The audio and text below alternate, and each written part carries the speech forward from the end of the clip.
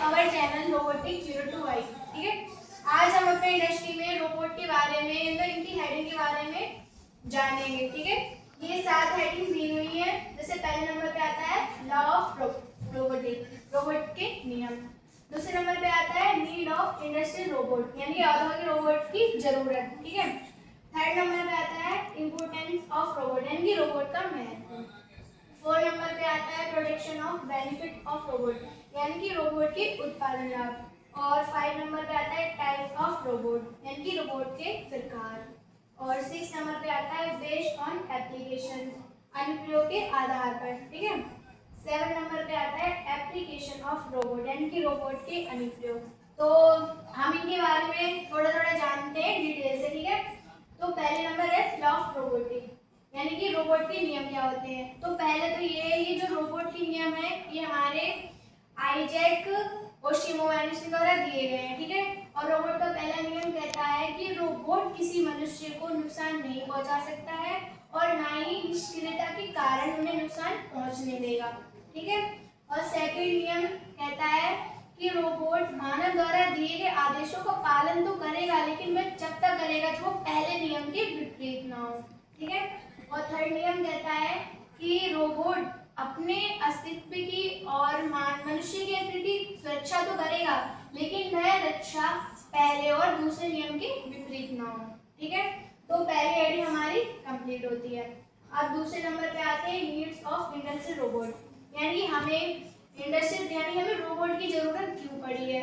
तो पहली बात तो ये है कि जो रोबोट है वो एक स्वचालित मशीन है, प्रोग्राम योग्य मशीन है, जो बहुत ही सटीक रूप से, ठीक है, सटीक रूप से काम करती है, बहुत ही तेजी से काम करती है।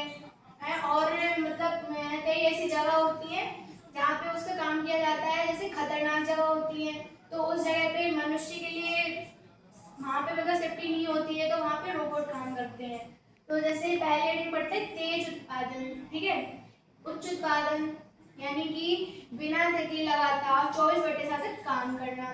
दूसरे नंबर पे आता है बेहतर गुणवत्ता, यानी कि बिना किसी मनुष्य की गलती के सटीक उत्पादन। थर्ड नंबर पे आता है मानवीय सुरक्षा, यानी कि जैसे खतरनाक और हानिकारक वातावरण में काम करना। 4 नंबर पे आता है लागत में कमी, यानी कि लंबे समय तक उत्पादन खर्च को घटाना।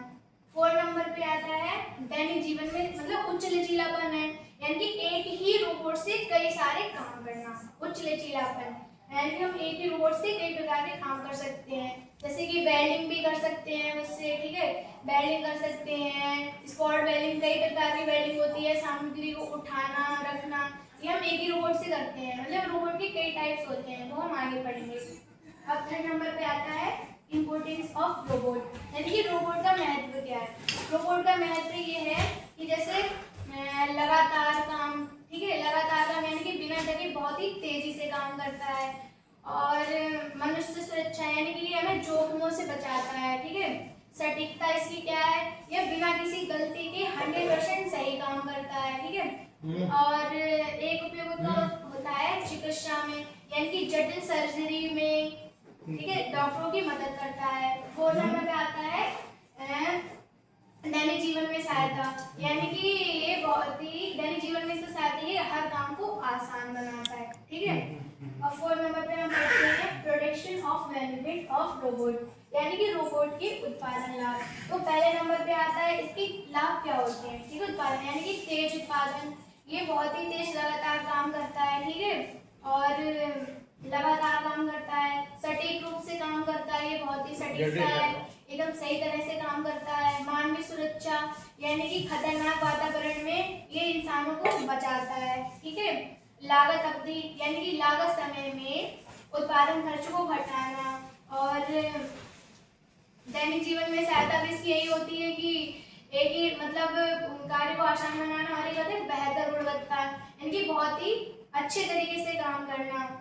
और शून्य खराबी होती है, यानी कि सटीक रूप से अगर हम काम करेंगे तो कच्चे माल की बर्बादी कम होती है।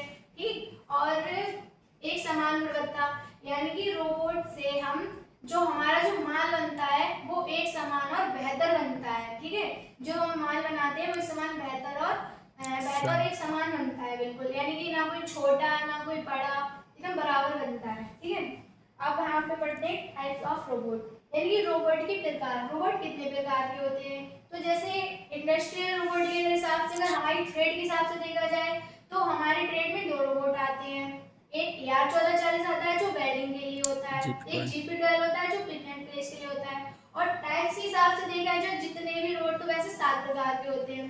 नंबर 1 पे आता है कार्टेशियन रोबोट, मतलब इसका उपयोग ही, मतलब इसका काम क्या होता है, ये XYZ गति में रेखीय गति करता है। ये XYZ अक्षों में रेखीय गति करता है। और जो इसका उपयोग होता है वो CNC मशीन, 3D प्रिंटिंग या पिक एंड प्लेस जैसे कार्यों में इसका उपयोग किया जाता है। अब दूसरे नंबर पे आता है स्कारा रोबोट। स्कारा रोबोट की फुल फॉर्म होती है selective complex assembly arm of robot. ठीक है, ये पार्श्व गति और पुर्जों के संयोजन के लिए जाने जाते हैं। इनका जो उपयोग होता है वो इलेक्ट्रॉनिक्स और संयोजन उद्योगों में किया जाता है। थर्ड नंबर पे आता है आर्टिकुलेटेड रोबोट। ठीक है, इनमें मानव भुजा के समान उच्च लचीलापन होता है। ठीक है, इनमें मानव जैसा उच्च लचीलापन होता है। ये अत्यंत तेज व सटीक होते हैं। ठीक, इनका जो उपयोग होता है वो ऑटोमोबाइल, बेयरिंग, पेंटिंग या भारी सामग्री के प्रबंधन के लिए किया जाता है।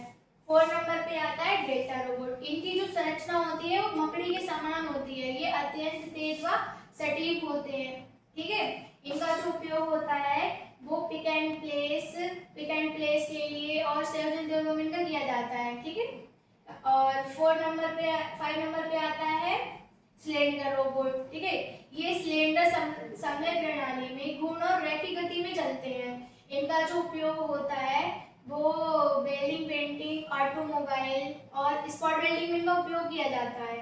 ठीक, और 6 नंबर पे आता है पोलर रोबोट।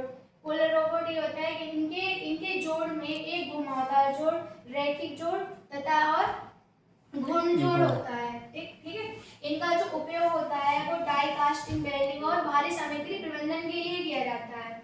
अब 7 नंबर पे आता है कोलैबोरेटिव रोबोट। ये जो कोलैबोरेटिव रोबोट होते हैं इनको हम कोबॉट्स भी कहते हैं। ठीक है, और ये विनिर्माण में मानवीय श्रमिकों के साथ स्वैच्छिक रूप से कार्य करने के लिए बनाए गए हैं। इनका जो उपयोग होता है वो छोटे संयोजन कार्यों और सटीक रूप के लिए किया जाता है। ठीक है, इस प्रकार के हमारे रोबोट के प्रकार कंप्लीट हुए। अब 6 नंबर हेडिंग में पढ़ते हैं बेस्ड ऑन एप्लीकेशन, यानी कि अनुप्रयोग के आधार। अनुप्रयोग के आधार पर तो रोबोट को जैसे रोबोट के कई काम होते हैं, उन्हें कई वर्गों में बांटा जाता है। ठीक है, तो आज जैसे औद्योगिक में जैसे फैक्ट्री में हम किस प्रकार यूज करते हैं, वेल्डिंग के लिए करते हैं। ठीक है, स्पॉट वेल्डिंग के रूप में करते हैं, सामग्री प्रबंधन के लिए करते हैं। ठीक, और बहुत सारे ऐसे वेल्डिंग होती है, जैसे स्पॉट वेल्डिंग होती है संयोजन कार्यों में, तो हम उसमें करते हैं। ठीक है, और सेकंड नंबर पे आता है जैसे सेवाओं के लिए। अब जैसे चिकित्सा में देखो, चिकित्सा में जैसे जटिल सर्जरी होती है उसमें डॉक्टरों की हेल्प करना।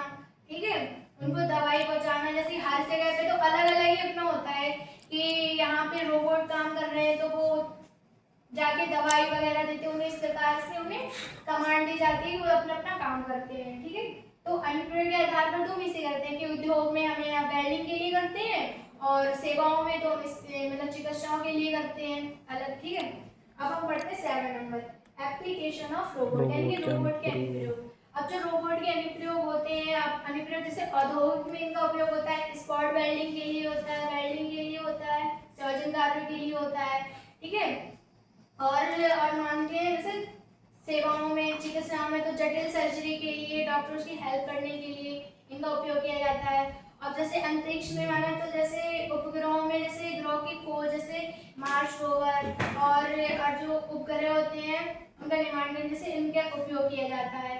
और 6 नंबर पे जैसे घरों में सेवाओं के लिए, जैसे वैक्यूम क्लीनर होता है सफाई के लिए, तो अलग अलग जगह पर अलग अलग हिसाब से इनका उपयोग किया जाता है। ठीक है, थैंक यू।